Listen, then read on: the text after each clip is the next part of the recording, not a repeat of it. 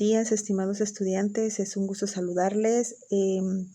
Esta tutoría corresponde a la tutoría semanal de repaso que se hace después de la primera tutoría virtual que tenemos ya programada. En esta tutoría lo que vamos a hacer es valga la redundancia, un breve repaso de lo que ya vimos en la tutoría anterior, es decir, en la primera. Y decimos que, si usted se acuerda, el capítulo número 1 se llama Educación, Sociedad y Currículo. Realmente, cuando hablamos de educación, es sin duda una actividad fundamental en la vida del ser humano. Educación y sociedad realmente son dos conceptos estrechamente relacionados. Por un lado, la educación colabora con el crecimiento de la sociedad y la sociedad también contribuye en la educación de la persona, ¿verdad? Otro aspecto que va relacionado a es la cultura. Decimos que la educación del estudiante, del individuo, se lleva a cabo en las escuelas y en las familias principalmente. El modelo a elegir para educar depende mucho de la sociedad, del momento, del entorno social y la cultura que nos rodea. La educación es algo que está continuamente cambiando, pues si no se modifica se va quedando de manera, digamos así, obsoleta y muy alejada de la sociedad. En esta perspectiva, uno de los logros del presente siglo es el desarrollo de la educación como un derecho humano básico. Es también un medio para mejorar las condiciones sociales, ¿verdad? Eso ya muy bien lo conocemos. Asimismo, debe asumirse que todos los niños deben tener las mismas oportunidades de educación al margen de su sexo, religión, nacionalidad o clase social. Lograr esa igualdad de oportunidad debe ser la prioridad más importante de nuestros tiempos. La educación es uno de los factores que más influye en el avance y progreso de personas y sociedades. Además de proveer conocimiento, la educación enriquece la cultura, enriquece el espíritu, los valores y todo aquello que no caracteriza o que nos caracteriza como seres humanos. Otra de los aspectos importantes es la educación en la sociedad actual globalizada y de la información. La educación como proceso fundamental dentro del desarrollo de las sociedades no pueden mantenerse al margen de la globalización. Por el contrario, deben convertirse en un instrumento más para la sobrevivencia en esta etapa de desarrollo económico y sociocultural. La globalización fue primero un fenómeno económico caracterizado por el desarrollo de las interdependencias entre las regiones del mundo y por la aceleración de la circulación de las informaciones y de las personas. Los sistemas educativos que durante mucho tiempo estuvieron concentrados en las cuestiones prioritarias a nivel nacional ahora están actualmente influidos por la globalización. Entonces decimos que la globalización se le denomina al proceso económico, tecnológico, político, social y cultural por el que diferentes países del mundo unen sus sociedades a través de medios que permiten la comunicación e interdependencia de los mismos. A su vez, ¿verdad? Este proceso dinámico implica la posición de una serie de cambios que se presenta a escala global. En un mundo cada vez más globalizado y conectado, es necesario hacer determinados ajustes en la forma de concebir la educación. Los responsables de los centros educativos y especialmente los profesores necesitan adaptar su forma de enseñar, en este caso al mundo globalizado. Así que podemos decir que para lograr una educación verdaderamente adaptada a la era de la globalización, quizás la herramienta de mayor valor es la educación online, con esto de las universidades, que es sumamente importante, ¿verdad? Entonces, y aquí se deja a un lado los aspectos meramente geográficos. Luego tenemos retos específicos que deben atender a la educación en la actualidad. Si bien es cierto que las políticas educativas deben contribuir a un mundo mejor y a un desarrollo sostenible, Los retos específicos podríamos decir que se deben crear seres humanos creativos, emprendedores, críticos, competentes en las tecnologías de la información y la comunicación, con altos dotes sociales que se adapten fácilmente a los ambientes laborales, capaces de trabajar con cualquier persona, en cualquier lugar y en cualquier momento, ¿verdad? Otro de los retos también más importantes es la inclusión social como eje transversal, el establecimiento de políticas públicas regionales para el desarrollo sostenible, en el que uno de los pilares sea la inclusión social. Esto es muy importante. También decimos se requiere liderazgo institucional. La cultura digital lleva años instaurada en la sociedad. Las instituciones educativas no pueden permanecer ajenas, por lo que se torna fundamentalmente un liderazgo. Luego, también otro de los retos es fomento de la creatividad. Existe una inminente necesidad de repensar los sistemas educativos para evitar ahogar la creatividad en los aprendices. Es decir, enterrar un sistema educativo basado en el control e instaurar uno de los empoderamientos, el alumno nace siendo creativo, ¿verdad? Y el sistema educativo debe generar las condiciones para que pueda seguir desarrollando esa creatividad. Luego, la cooperación necesaria entre la familia, escuela y comunidad, que es otro de los retos específicos que debe atender la educación en la actualidad. Realmente la educación no es exclusiva de las instituciones educativas. Es posible aprender en cualquier lugar de la sociedad. Para ello debe existir conexión y cooperación entre familia, escuela y comunidad. Realmente la educación es una cuestión de la sociedad. Luego tenemos el otro aspecto que tenemos, que la escuela es la promotora de la educación en la actualidad. La escuela es una de las instituciones sociales más importantes, mucho más reciente que otra, ¿verdad? Como la familia o el Estado, y completamente necesarias para favorecer la inserción de los niños en las sociedades como adultos responsables y capaces de convivir con otros a pesar de las diferencias.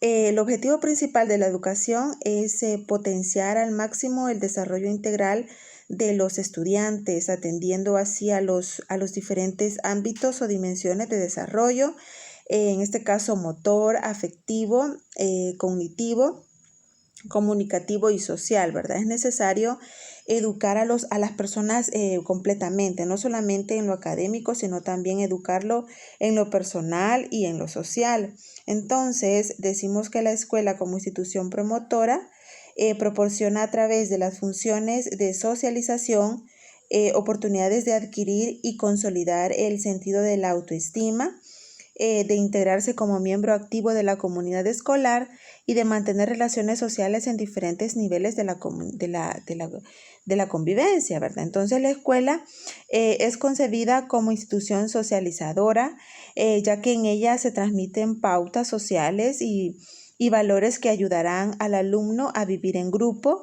e integrarse posteriormente a la sociedad, respetando sus normas, sus leyes y también respetando los valores de la misma.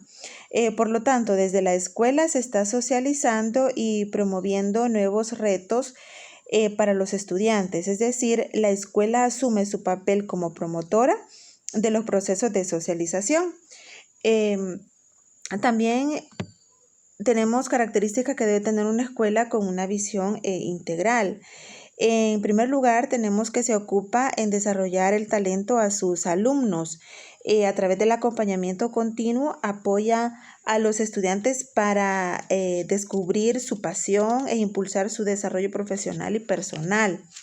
Tenemos el segundo, que es involucra a los jóvenes en la gestión de la vida institucional. Una parte fundamental en la formación estudiantil es el empoderamiento que la escuela brinda para definir el plan de acción con el que cada alumno, con el que cada estudiante alcanzará sus metas. Y la última característica es trabaja para una comunidad incluyente. En este caso, mantener un ambiente de respeto, un ambiente equitativo y libre de discriminación es indispensable para promover un ambiente adecuado entre los estudiantes. Ahora bien, vemos la siguiente parte que es currículo y sociedad. Pero decimos, ¿qué es currículo, verdad? Eso es una parte también, un concepto muy importante que debemos de tener claro qué es el currículo.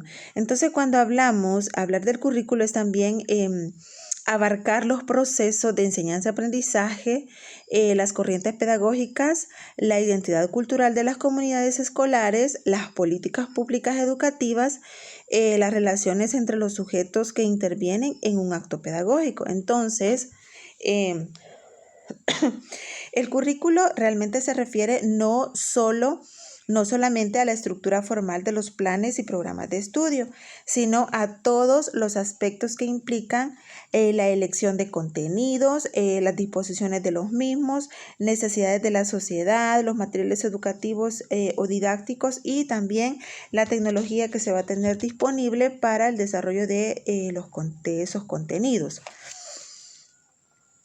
Luego tenemos el currículo como concreción de la educación en los diferentes niveles. Acá, en esta parte, tenemos el primero que es el nivel macro o regional.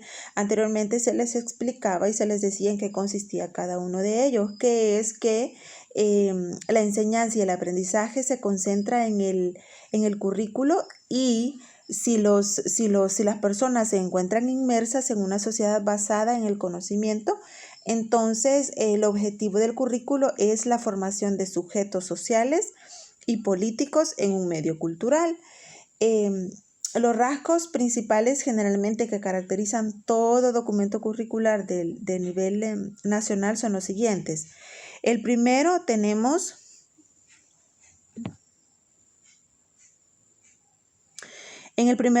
los documentos prescriptivos. Si usted observa en este apartado, en él se proponen los objetivos, los contenidos y otros elementos curriculares, los cuales deben cumplirse de forma obligatoria por parte de los estudiantes de ese nivel. Luego tenemos el otro rasgo que es documento abierto y flexible. En esta parte se incluyen elementos que pueden adecuarse en diversos grados. En este sentido, se deja parte de las decisiones curriculares en manos del docente. Luego tenemos el otro rasgo que es documento de carácter orientador. Lo que ese documento, es decir, el currículo, aporta son orientaciones para que el docente planifique y desarrolle su práctica pedagógica. El docente adecúa su práctica a la realidad de los estudiantes. Eso hay que tenerlo muy en cuenta a la hora de la planificación. El otro aspecto es elementos básicos que incluye. En este apartado, el documento incluye los elementos básicos como los objetivos, los contenidos, las orientaciones metodológicas y también las orientaciones evaluativas. El otra parte es el nivel regional, ¿verdad? Esta parte es cuando solamente se tiene, por ejemplo, alguna sede en una región en donde esas personas están regidas por otro documento. Pero en nuestro caso no se da así, ¿verdad? En nuestro caso es nada más a nivel nacional y también a nivel microinstitucional y de aula. Esta parte, el nivel microinstitucional y de aula, en este nivel de docencia debe asumir responsabilidad de conocer, interpretar y valorar las orientaciones curriculares desde el nivel macro o nacional y adecuarla a los diferentes niveles. Luego tenemos la concepción del currículo. Realmente el currículo incluye materias de estudio, ¿verdad? Incluye contenidos de enseñanza, lista de recursos y también un listado de asignaturas. Realmente es un conjunto organizado de conocimientos que el estudiante no debe solo adquirir, sino también aplicar ante una situación problemática, ¿verdad? Toda institución educativa organiza su trabajo de manera que los estudiantes atendidos por ella alcancen los objetivos que se propone tanto la institución como también los maestros dentro del aula. Aparte de eso tenemos